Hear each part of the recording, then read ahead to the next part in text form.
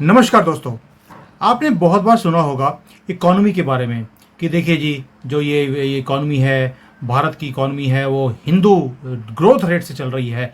आपने ये बड़ी बार बातें सुनोगी, बड़े महान महान लोग थे जो हार्वर्ड से पढ़ लिख कर आए थे, हमारे यहाँ पर आरबीआई के गवर्नर भी रहे। उन्होंने हमारी ग्रोथ रेट को हिंदू ग्रोथ रेट बताया। आज बात करेंगे कि जो हमारा वैदिक अर्थशास्त्र है उसके ऊपर मोदी जी चल रहे हैं, तो ग्रोथ रेट कैसे आ रही है। और जब पाश्चात्य जो इनकी होती है, इनकी अपनी पॉलिसीज होती हैं, इनके ऊपर जब हम बात करते हैं ये पूंजीवाद वालों की, तब हमारा ग्रोथ रेट कैसा होता है। ये बड़ा ही डिटेल टॉपिक है जिसके ऊपर वैदिक अर्थशास्त्र की बात करेंगे कि होती कैसे है, हम इंडिविजुअल लाइफ में इसको कैसे यूज करते हैं, कंट्री के लिए, कंपनीज के लिए, और ये कैसे हमारी कंपनीज को और कंट्री को आगे ले जा रहा है आज की डेट में।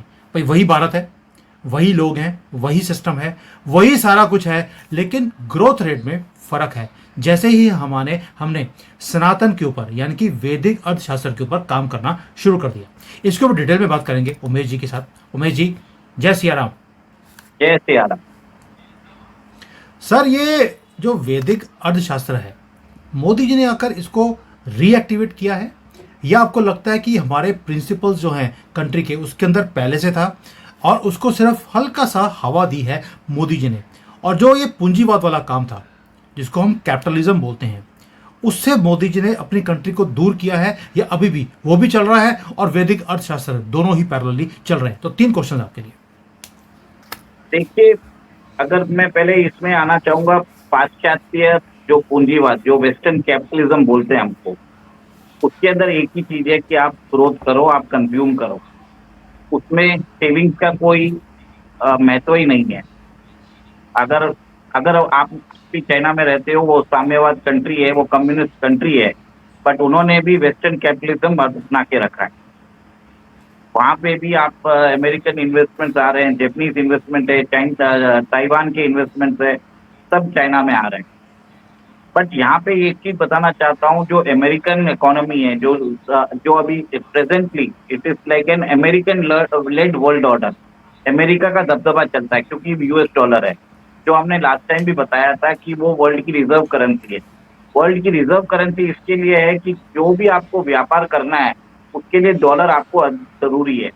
तो अमेरिका को कमाने की कोई जरूरत नहीं है, उसको सिर्फ पैसा छापना है। उसको अपनी नीड्स पूरी करने के लिए सिर्फ पैसा छापना है, लोगों को देने का है। तो ये है अमेरिकन मॉडल।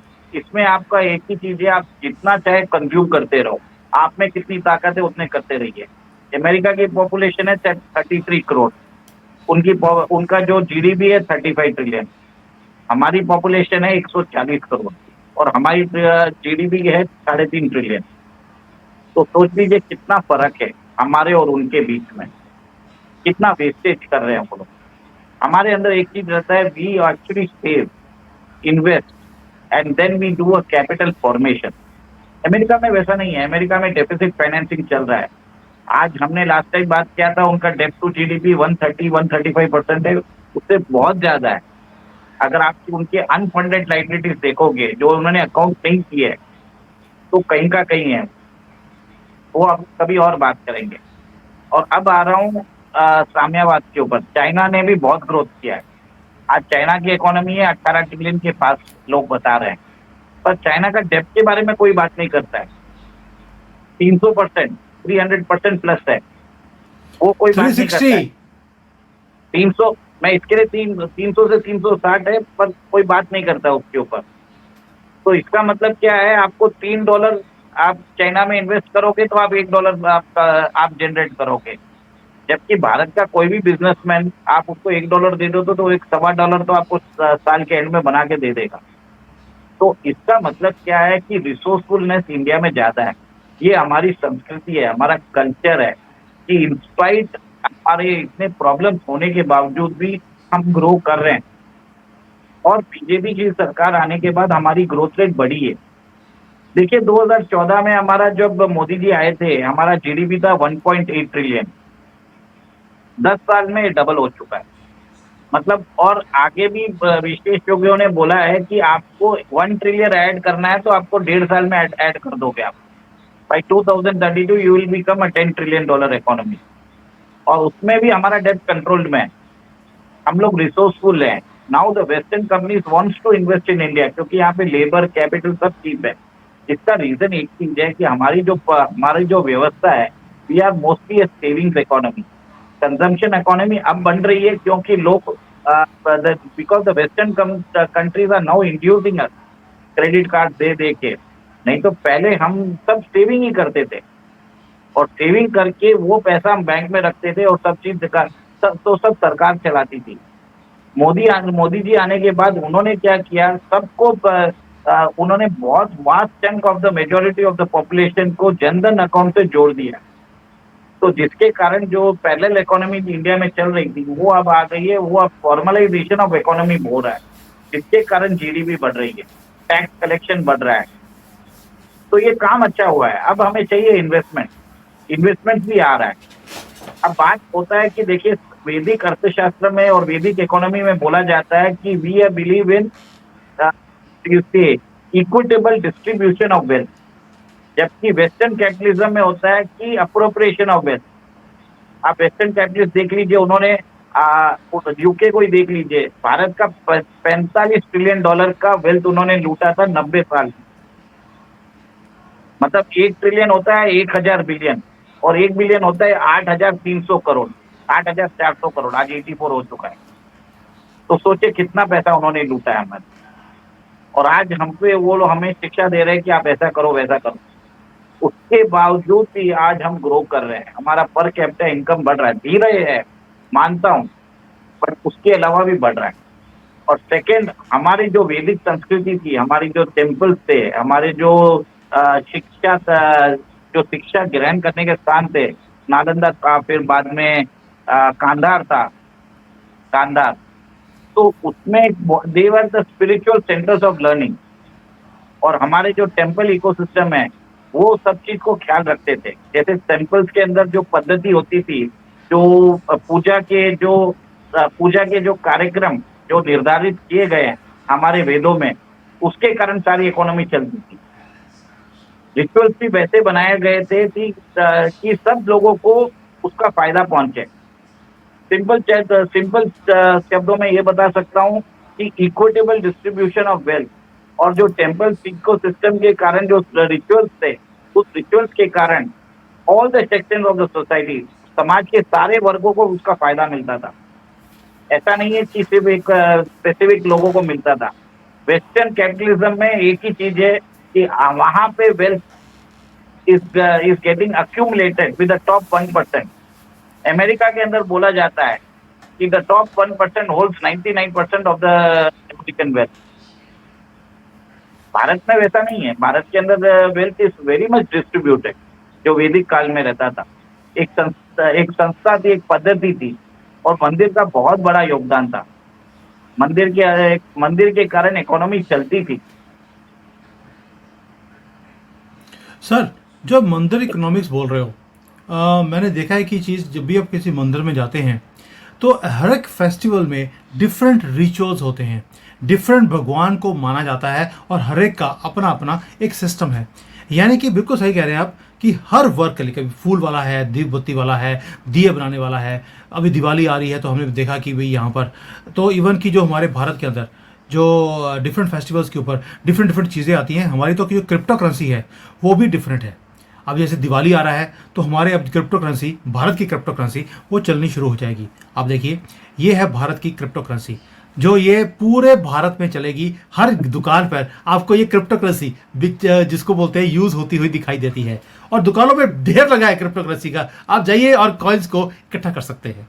आपको नहीं लगता ये इतना बड़ा मॉडल हम कहीं भूल गए थे? लेकिन हमारे जो सारे त्यौहार हैं उनको रिवाइव किया गया है 2014 के बाद, और यही रीज़न है कि जो हमारा ट्रेड है वो बढ़ रहा है।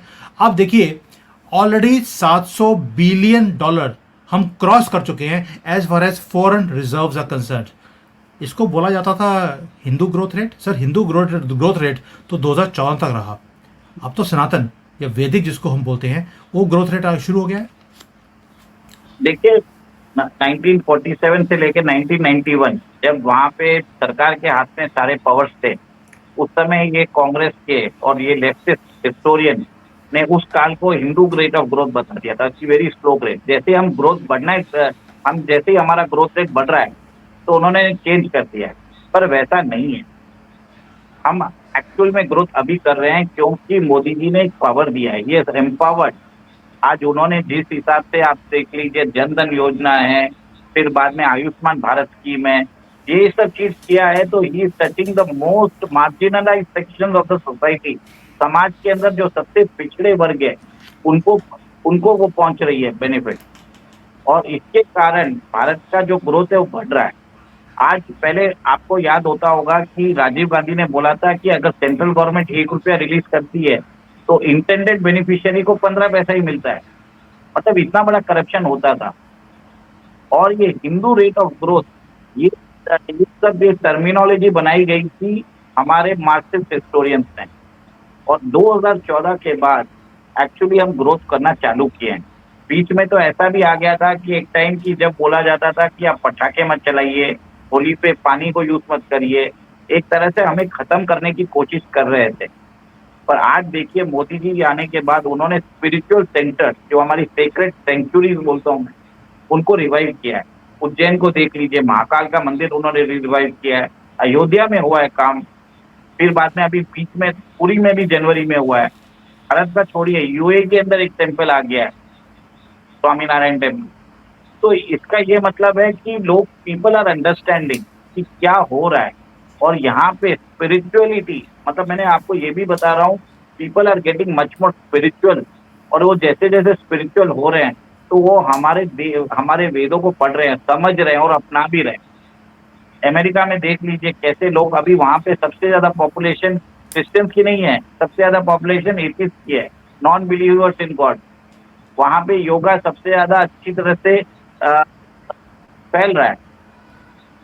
जैसे मोदी जी ने किया था जून 21 को इंटरनेशनल योगा डे किया था, तो भारत का सॉफ्ट पावर भी बढ़ रहा है। तो ये सब चीजें क्या होता है कि आपका जो कंजम्पशन है, it has to be holistic. मतलब आपको जितनी जरूरत है उतनी करिए ना। आज यूएसए ने क्या किया, सबको पैसा छाप छाप के सब जगह भर दिया है। 2020 तक the money under circulation, US की जो मनी अंडर सर्कुलेशन था $3 ट्रिलियन में था, और आज पिछले 6 साल में उन्होंने 5 साल में $6 ट्रिलियन छाप के बाजार में डाल दिए, जिसके कारण इन्फ्लेशन बढ़ गया, हाइपर इन्फ्लेशन बढ़ गया। और आगे जाके आप पैसा छापेंगे तो भी आप उसके अंदर ग्रोथ रेट नहीं लेके आ पाएंगे, जिसके कारण स्टैग्फ्लेशन होगा। स्टैग्फ्लेशन में ये होता है कि आपकी आपकी प्राइसेस बढ़ते रहते हैं, ग्रोथ होती नहीं है। और जब ग्रोथ नहीं होती है तो फिर आता है रिसेशन। 2 क्वार्टर तक अगर आपने ग्रोथ नहीं की तो रिसेशन आ जाता है, और 4 क्वार्टर आपने ग्रोथ नहीं की तो डिप्रेशन आ जाता है। तो सिचुएशन बढ़ रहा है। This is all because of the western model of capitalism, जो पाश्चात्य पूंजीवाद है, ये कारण है। और जो चाइना ने भी अपनाया ये चाइना को भी खराब कर रहा है। चाइना भी डेब्ट सही लेके बात ही है। काम कर रहा है। चाइना की भारत, हालत खराब है because they can not service their debt now, it is so huge. देखिए अभी ऐसा है कि चाइना का जिस दिन हाथ उठाएगा उस दिन क्या होगा ग्लोबल इकोनॉमी में, वो हम कभी बाद में बात करेंगे। आपने बताया उनका डेब्ट 360% है, मतलब आपको ₹3.5 देना पड़ेगा तब जाके $1 का आउटपुट आएगा। तो मतलब $2.5 कहाँ जा रहे हैं, तो वो समझना पड़ेगा कि वेस्टेज क्या है। तो आप जिस हिसाब से बोल रहे हैं इनकी बैंक की हालत खराब है, इनकी इकोनॉमी की हालत खराब है, सेविंग्स नहीं है, तो इसका मतलब ये है कि ये जो वेस्टर्न मॉडल ऑफ कैपिटलिज्म है, जो जिसके कारण मेटीरियलिस्टिक ग्रीड को बढ़ाता है, ये एक्चुअली हमारी जो ह्यूमैनिटी है उसको ही डिग्रेड कर रहा है। अल्टीमेटली हमें वेस्टेज सिखा रहा है। अमेरिका क्या कर रहा है, आज पैसा छाप रहा है और सब, अब उसकी पूरी जनता वो पैसे को यूटिलाइज कर रही है, वेस्टेज, अनलिमिटेड वेस्टेज हो रहा है। चाइना ने क्या किया, वही डेब्ट एक्यूमुलेट किया, उन्होंने वहां पे बिल्डिंगें बना दी, वहां पे बोलते हैं कि गोस्ट सिटी है। भारत में जितना जरूरत है उतना ही काम हो रहा है। We are known to be a resourceful, मतलब हम लोगों को मालूम है कि स्ट्रीट स्मार्ट है। आज मैं आपको ये बता देता हूँ, भारत के अंदर अगर कोई आकर आपको इकोनॉमिक इंडिकेटर्स देखने हैं, you don't need to go to any economist. आप जाके आप पूछ लीजिए, आपके रेलवे स्टेशन के बाहर जो पोर्टर है उसको पूछ लीजिए, वो बता देगा। बाहर टैक्सी चालक को पूछ लीजिए, चाय वाले को पूछ लीजिए, अगर उनके धंधे बरोबर चल रहे हैं तो इकोनॉमी सही है। ये हम्म। यार, दीज आर द इंडिकेटर। मैं आपको ये बता देता सर हूँ ये। बिल्कुल सर। देखिए, जो आपने पहले एक चीज़ बोली थी कि जो हमारी वैदिक अर्थशास्त्र है उसे रिवाइव किया गया है। हमारे जो पावर सेंटर्स थे, अयोध्या जी हैं, मथुरा है, काशी है, इवन की महाकाल का जो कॉरिडोर है वो बनाया गया। इसमें बहुत बड़ा एक रोल है। अभी कुंभ आने वाला है, उसके अंदर भी करोड़ों लोगों ने जाकर कुंभ के अंदर एक एक जिसको बोलते हैं कि पूरा माइग्रेशन होगा लोगों का, जो जाएंगे वहाँ पर कुंभ में, वो नहाएंगे और वो एक इकॉनमी चलेगी। बट सर एक चीज़ और भी है, वो है हमारे जो धर्म गुरु हैं। मैं एक एग्जांपल देता हूँ, दो धर्म गुरुओं को मैं देता हूँ, मेरे पास लिस्ट ऑफ 10-15 है। दो धर्म गुरु बहुत पॉपुलर है, बहुत बड़े बड़े ग्रुप्स में, इवन चाइना से इनको मिलाने लेकर आया था। यहाँ पे हमने कोर्सेज भी इनके साथ अटेंड करे हैं। इन दो की मैं फोटो दिखा रहा हूँ, अब दिखाने के लिए मैं और भी बड़े दिखा सकता हूँ। इनका भी इकोनॉमी के अंदर बहुत बड़ा रोल आपको दिखाई देता है। 2014 के बाद बड़ा है इनका रोल। देखिए, मेरा एक मानना है कि हमारा जो स्पिरिचुअल नॉलेज है उसका कोई वैल्यू नहीं। आप बता रहे हैं कि जो आपने महागुरु के आपने तस्वीरें दिखाई है, उनकी फैन फॉलोइंग हर जगह है। मतलब पाश्चात्य देशों से भी उनकी फॉलोइंग है। मतलब लोग डॉलर खर्चा करके आ रहे हैं। हम इनको लिस्टिंग क्यों नहीं करते अपने स्टॉक एक्सचेंज में? एक स्पिरिचुअल स्टॉक एक्सचेंज बनाते हैं इनको और उसको लिस्ट कराते हैं, जहाँ पे ये सर्विसेज विल बी मोनिटाइज। जिसको जिस हिसाब से इसमें इसमें और ज्यादा इन्वेस्टमेंट्स होगा, इसमें लोग पीपल और सब लोग बैठ के ध्यान करेंगे। और जिस हिसाब से ये जरूरी है मेरे हिसाब से, जब मोनेटाइजेशन होगा इसके अंदर और भी सेंटर्स खुलेंगे। सेंटर्स खुलेगा तो हमारा जो वैदिक कल्चर है हर जगह बढ़ेगा। देखिए, हर जगह लक्ष्मी जी का प्रभाव होना जरूरी है, सिर्फ सरस्वती होने से काम नहीं चलता है। तो मेरा यही है कि आपको अगर अगर आपको आपको अगर विश्व गुरु और विश्व शक्ति बनना है तो आप लक्ष्मी जी को इग्नोर नहीं कर सकते।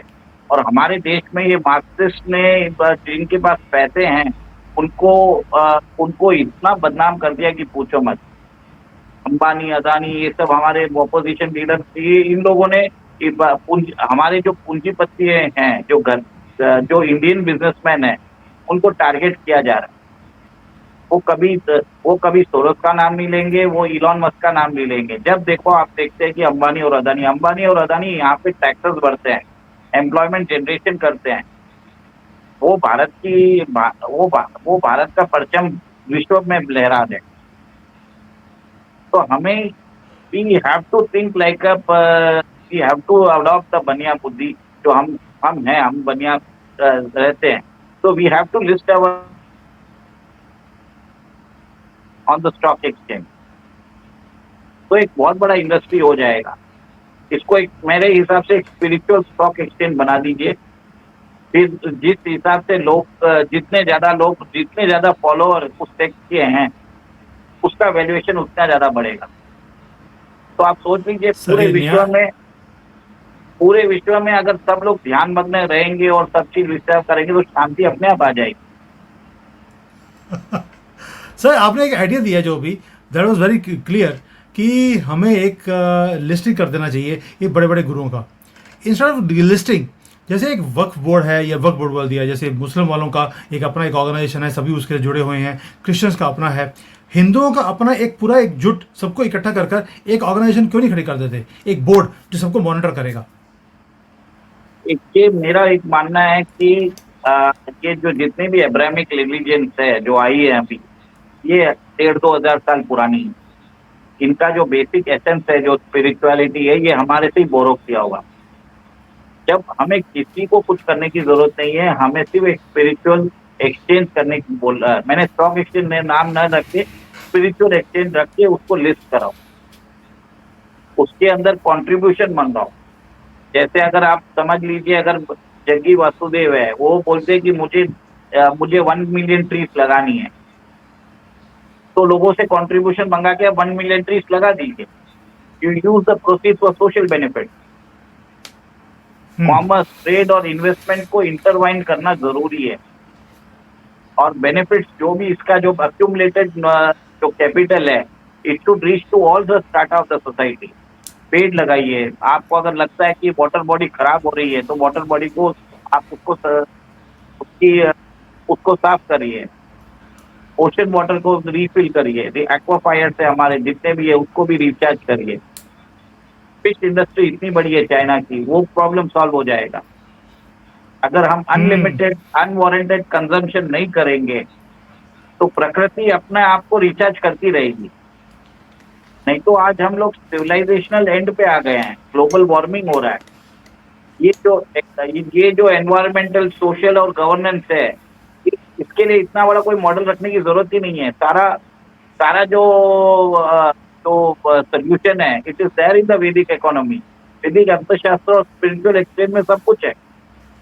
काम करने का एक बहाना होना चाहिए। देखिए गवर्नमेंट ने एक अच्छा काम किया अभी, उन्होंने सोशल एक्सचेंज चालू किया है इंडिया में, जहाँ पे नॉन प्रॉफिट ऑर्गेनाइजेशन लिस्ट कर सकते हैं।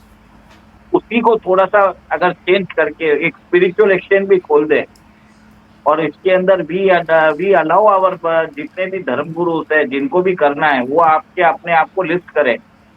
उनकी एक मिनिमम रिक्वायरमेंट बना दे कि आपके पास कितने फॉलोअर्स होने चाहिए या इतना आपके पास लैंड बैंक होना चाहिए that you can cater to 1 lakh people at a time.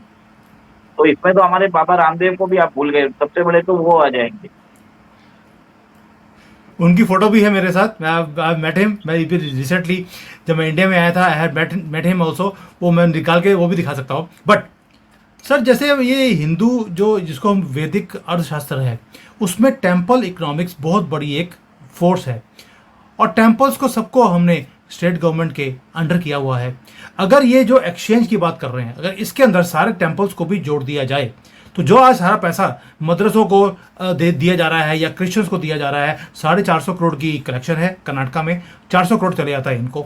अगर ये सारा इसी एक्सचेंज में आएगा तो यहाँ पर अरबों रुपए की जो कलेक्शन है उसी से काम चल जाएगा। जितने डेवलपमेंट के काम कर रहे हैं, किसी से कुछ बोलने की जरूरत ही नहीं है। आपको नहीं लगता है ये काम भी करना चाहिए? क्या सेकेंडली, क्या ये इंडिविजुअल कर सकता है कोई, या गवर्नमेंट को ही करना पड़ेगा? देखिए this is a government thing. जो एचआरटी बॉडी है, Hindu religious and charitable endowment trust, इसको स्क्रैप करना बहुत जरूरी है। Second, temple should be allowed to run school. हमारे यहाँ पे हमारे टेम्पल्स के नॉट रन द स्कूल। हमारे स्कूल में आप भगवत गीता नहीं पढ़ाई जाती। हमारे स्कूल में अब रामायण और महाभारत भी अपने करिकुलम में नहीं है, बट रामायण और महाभारत आईआईटी के करिकुलम में सिखाया जाता है। भगवत गीता के अंदर लाइफ को कैसे जीना है उससे पूरे उसका जो एक मेथोडोलॉजी है, जो सनातन है, हमारे प्रिंसिपल्स है, ये सब चीजें अगर हम इनकॉर्पोरेट कर सकें और कॉन्स्टिट्यूशनली अगर आप सारे टेम्पल्स को एक जगह लाके रख दें एक सिंगल बॉडी में, और इसके अंदर एक ही चीज है कि आपको वेलफेयर करना है, सिर्फ हिंदुओं का नहीं है। मेरा एक चीज मानना है कि आप जो टेम्पल का जो कर रही है तो टेम्पल बॉडी के हाथ में होना चाहिए और टेम्पल बॉडी डिसाइड करेगा कि क्या करना चाहिए। आप स्कूल्स रन करिए, आप उसके अंदर हॉस्पिटल चलाइए, आप गौशाला चलाइए, आप पेड़ लगाइए। तो ये जो एनवायरमेंटल सोशल और गवर्नेंस के जो मॉडल है वो सब इसमें आ गया। और इकोलॉजिकल इसी को वैदिक अर्थशास्त्र बोलते हैं। वैदिक अर्थशास्त्र का एक ही मतलब है इक्विटेबल डिस्ट्रीब्यूशन ऑफ वेल्थ और उसके साथ इकोलॉजिकल सस्टेनेबिलिटी। सिंपल टर्म्स में वो है। और बिल्कुल सही। आपको एक ही काम करना है, जैसे आपने बताया कि मंदिरों को फ्री करिए, स्पिरिचुअल एक्सचेंज को लेके आइए, public you think about mass public welfare scheme, something like गौशाला खोलना है या कुछ करना है। तो बहुत लोग बताते हैं कि गौमूत्र और गोबर से भी बहुत काम होता है, उसके अंदर रिसर्च करिए तो एनवायरमेंट फ्रेंडली भी होता है और आपके जो कार्बन एमिशन नॉर्म्स है वो सब कम हो जाएंगे। तो आपको तो कार्बन क्रेडिट ऐसे ही मिल जाएंगे और थोड़े दिनों में आपको मालूम है कि carbon credit will be traded internationally. अभी आपने मुझे शेयर किया था कि जापान के अंदर काउ डंग से शिप्स को पावर किया जा रहा है। क्लीन एनर्जी एक्सपेरिमेंट चालू हो गया है जापान के अंदर। जैसे आपने बोला कि काउ डंग और काउ जो गौमूत्र है, तो इससे काम शुरू हो गया है और बहुत बड़ी ये इकोनॉमी बन सकती है। गोबर गैस जो सीएनजी भी प्रोड्यूस करती है, इसका काम भारत के अंदर 200 प्लांट्स लग गए हैं, इसके ऊपर काम भी चल रहा है। That means there is a huge thing which is going to happen now, and you are absolutely right. Sir आपको मुझे लगता है मोबाइल बज रहा है कहीं, तो डबल वॉइस आ रही है बीच में।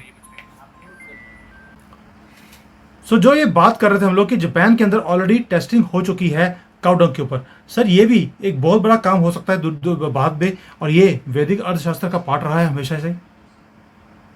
सब जरूर ही कर सकते हैं, हमें इसमें इन्वेस्टमेंट भी चाहिए। और अगर आप देखा जाए तो राजीव दीक्षित, जो लेट राजीव दीक्षित थे, जिनकी अकस्मात मृत्यु हो गई थी 2009 में, और आज जो पतंजलि जो कंपनी है, वो सारी नॉलेज जो है राजीव जी दीक्षित की है। आचार्य बालकृष्ण जो भी है उनका नाम, और रामदेव बाबा ने वो सारी नॉलेज रख के वो अभी वो कंपनी चला रहे हैं। और आज आपने देख लिया कि Patanjali is one of the leading FMCG company. तो उसका जो क्रक्स है ये राजीव जी दीक्षित के कारण आया। ट्रू। तो मेरा बिल्कुल ये मानना है कि हमारी जो नॉलेज है उसको आपको ऑपरेशनलाइज और एक्सिक्यूट करना पड़ेगा, और वो स्केल में करना पड़ेगा। और जब तक आप वैदिक इकोनॉमी को आप अडॉप्ट नहीं करोगे, आप उसको रिकग्नाइज नहीं करोगे, तब तक विदेशी लोग इसको प्लेजराइज करके दूसरे फॉर्म में ESG principle, environment sustainability, ecological balance, governance, social, carbon credit, ये सब एक फैंसी एंड सोफिस्टिकेटेड नाम लगा के ये लोग बेचना चालू कर देंगे। और हमारे लोगों के अंदर एक चीज है कि मैं आपको एक चीज बताऊंगा, भारत में एक ऐसा चीज है, अगर आप किसी पान वाले और चाय वाले से मिल लेंगे ना, उसके पास बहुत सारी आइडियाज है। ये भी बता देता हूँ, आपको सिंपल आइडियाज और सोल्यूशन की जरूरत है, और स्केल में सोचने वाले की जरूरत है। तभी आप देख सकते हैं कि अदानी को सब लोग गाली क्यों दे रहे हैं। जिस हिसाब से ग्रोथ किया है वो आदमी ने, तो we have to learn from him. Ambani ji से growth, we have to learn from Dhirubhai Ambani. We have to make them as a role model. हम यहाँ पे वेल्थ क्रिएटर्स को गालियां देते हैं, जबकि साउथ कोरिया में वेल्थ क्रिएटर सैमसंग, ह्यूंडई और एलजी जैसी कंपनियों को वहां के जो सीईओ है, they are much more powerful than the president himself. Sir the president in Korea, मैंने कोरिया में काम किया है। कोरिया में जो बड़ी कंपनीज हैं उनके जो चेयरमैन होता है उसी को प्रेसिडेंट बनाया जाता है। आप हमेशा सुनेंगे कि उनकी कंपनी के जो हेड्स थे वो जाकर प्रेसिडेंट बन गए कि अगर ये इतनी बड़ी कंपनीज को चला सकते हैं, ये कंट्री को भी चला सकते हैं। एंड लास्टली आपने एक बात बोली थी, वाइंड अप कर रहा हूँ मैं अभी, कि जो चाय वाला है और जो पान वाले होते हैं उनके पास भी बहुत आइडियाज़ होते हैं। सर उनके पास ही आइडियाज़ होते हैं चाय वालों के पास, तभी प्रधानमंत्री बनने के बाद उन्होंने वैदिक अर्थशास्त्र यूज़ कर इस कंट्री को फ्रेजाइल 5 से टॉप 5 में पहुंचा दिया, और अब टॉप 3 में वही चाय वाला अपने ही आइडियाज़ के थ्रू उसको लेके जाने की कोशिश कर रहा है, और इसी को वैदिक अर्थशास्त्र बोला जाता है। बरोबर है। और इसमें ही मैं ऐड करना चाहूंगा कि chainomics has trumped over Manmohanomics. Chainomics has trumped over Manmohan economics. बिल्कुल सही है। दुनिया के सबसे बड़े अर्थशास्त्री जो रेन कोट डालकर नहाया करते थे, अगर आपने वो मेरा वीडियो नहीं देखा, दुनिया के सबसे बड़े अर्थशास्त्री, रिमोट कंट्रोल से चलने वाले मनमोहन सिंह जी कैसे रेन कोट डालकर नहाते थे, वो आप वीडियो जरूर देखना जाकर। तो ये एक चीज बताना चाहूंगा, ये 1991 में जो ड्राफ्ट था लिबरलाइजेशन का, this draft was prepared by Subramanian Swamy in the Chandrashekhar government. He was the deputy chairman of the planning commission. Chandrashekhar की सरकार गिर गई थी, और उसके बाद जब नरसिम्हा राव आए थे, उनके पास कोई ऑप्शन ही नहीं था, और उन्होंने जो सुब्रमण्यम स्वामी ने जो ड्राफ्ट रिपोर्ट बनाई थी, उसी को मनमोहन सिंह ने पेश कर दिया, और लोगों ने उसको मनमोहनोमिक्स बना दिया। So if you want to credit anyone for liberalisation, आप सुब्रमण्यम स्वामी को देना चाहिए। ये बात बहुत लोग बताते नहीं है, बट जिसका रोल है we have to appreciate that person. आज भले ही मैं उनके अगेंस्ट हूँ, उनके कुछ करने से we have to also appreciate Subramanian Swamy to ensure that India और चाइना के बीच में जो मानसरोवर की यात्रा चालू हुई 1978 में, वो जब फॉरेन मिनिस्टर थे मोरारजी देसाई की गवर्नमेंट में, तब चालू हुई थी। तो एक तरह से we need people like deal breakers चाहिए। तो ऐसा आप भी चाइना में रह के बहुत ही अच्छा काम कर रहे हैं, जिस हिसाब से आप ट्रेड को यूज करके we can narrow down the differences. तो एक बहुत अच्छा काम हो रहा है। Thank you very much. Thank you sir, Jai thank you so much. जय श्री राम। थैंक यू, जय सिया राम।